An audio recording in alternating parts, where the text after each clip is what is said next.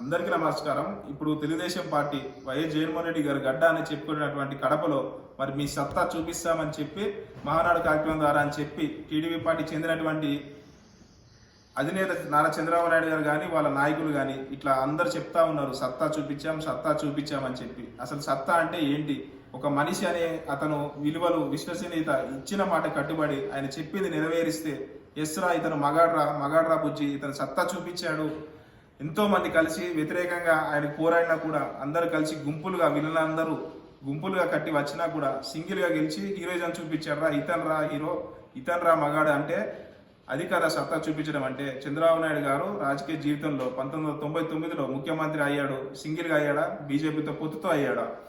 దాని తర్వాత 2014లో ముఖ్యమంత్రి అయ్యాడు, సింగిల్గా అయ్యాడా? కూటమి 3 పార్టీలతో అయ్యాడా?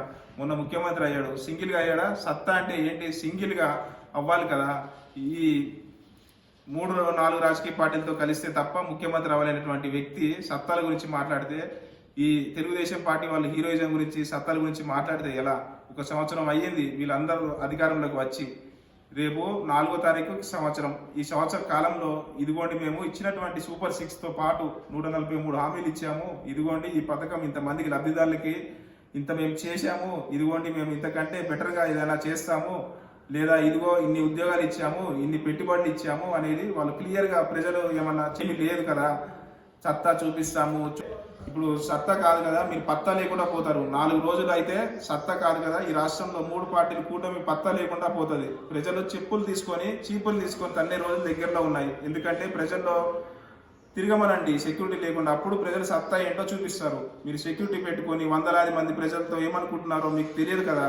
ప్రజలు ఇప్పుడు చంద్రబాబు నాయుడు గారు ప్రతిపక్ష నాయకుడిగా ఉన్నప్పుడు, వైఎస్ జగన్మోహన్ రెడ్డి గారు ముఖ్యమంత్రిగా ఉన్నప్పుడు ఆయన అన్న మాటలు హెలికాప్టర్ తిరిగితే ప్రజా సమస్యలు ఎలా తెలుస్తాయి, రోడ్ల మీద తిరగాలని చెప్పి మరి చంద్రబాబు నాయుడు గారు కరకట్ట ఉన్నటువంటి అక్రమ కొంప నుంచి విజయవాడ నడిరోడ్డు మీద గుండగా గన్నవరం ఎయిర్పోర్ట్కి రోడ్డు మీదుగా మార్గాన అప్పుడప్పుడు అక్కడక్కడ ఆగి ప్రజా సమస్యలు తెలుస్తాయి కదా అప్పుడు ఆగితే. అట్లా కాకుండా కరకట్ట కొంప నుంచి ప్రత్యేక హెలికాప్టర్లో గన్నవరం ఎయిర్పోర్ట్కి, అక్కడ నుంచి ప్రత్యేక విమానంలో రాష్ట్రం అంతా తిరిగితే ప్రజా సమస్యలు ఎట్లా తెలుస్తాయి మరి?